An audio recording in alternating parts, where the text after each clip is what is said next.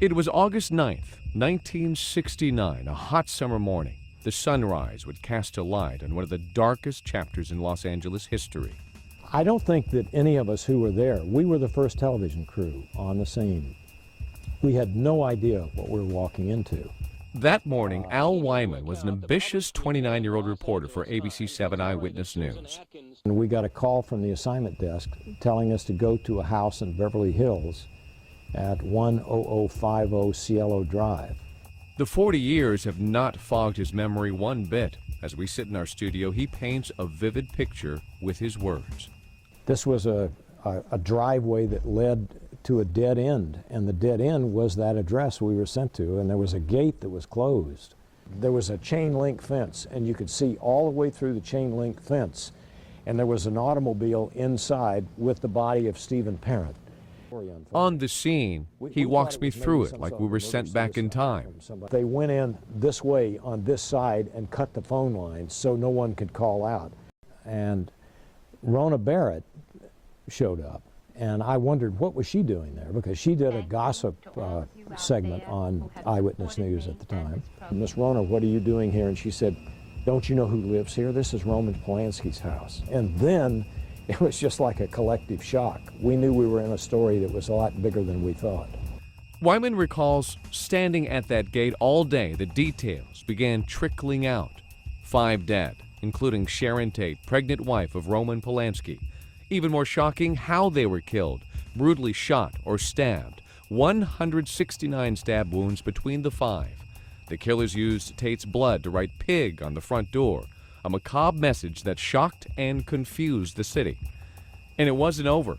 The next night in Silver Lake, Rosemary and Lino LaBianca, random, horribly unlucky victims, killed almost the same brutal way. Death to pigs written in their blood on the wall, helter-skelter on the refrigerator. And then when all the words came out, or news came out about what was inside, how they were killed, there was an element of fear, yes.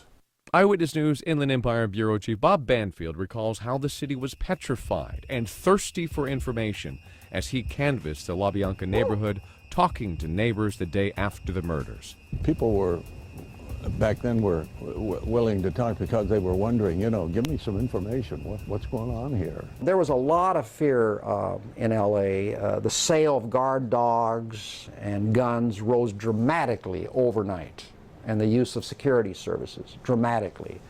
And particularly in the movie colony, they were just terrified. Vincent Bugliosi was the deputy DA, the man who eventually sent the murderers to prison. But in the weeks immediately after the crimes, there were no suspects. Evidence was hard to come by. Today, you'll find it locked away in a storage closet in the DA's office. 37 boxes in all, now infamous, even iconic items that came to symbolize the brutality. The long-barreled .22 revolver used in the Polanski house. The rope tied around Sharon Tate and Jay Sebring, still stained with their blood. The rope had been thrown over the rafter, and then each end of the rope was kind of looped around the victim's neck. The fork used on Lino LaBianca, and Rosemary LaBianca's wallet, stolen by the killers, her driver's license still inside. California driver's license. 1969. And the bloody clothes worn by the murderers from the Polanski scene.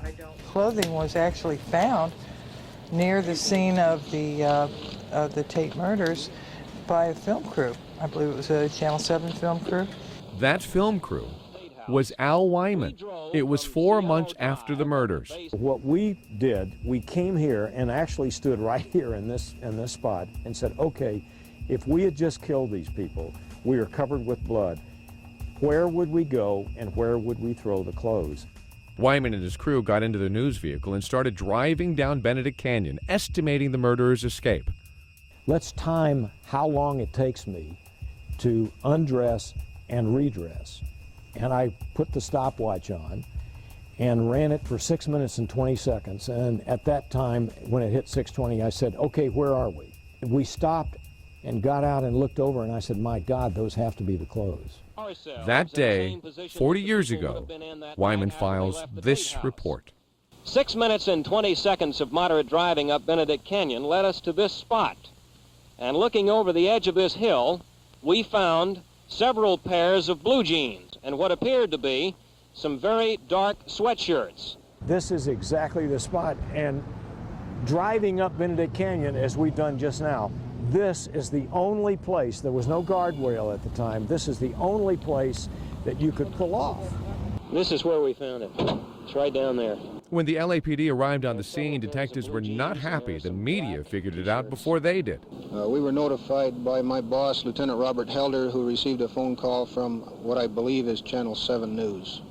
They came up and found the clothing, which we introduced at the trial. Slowly, Bugliosi gathered his evidence. It led to a man who stood only 5'2", but wielded a manipulative power that turned a group of hippie followers into some of the most ruthless, cold-blooded killers in American history, Charles Manson.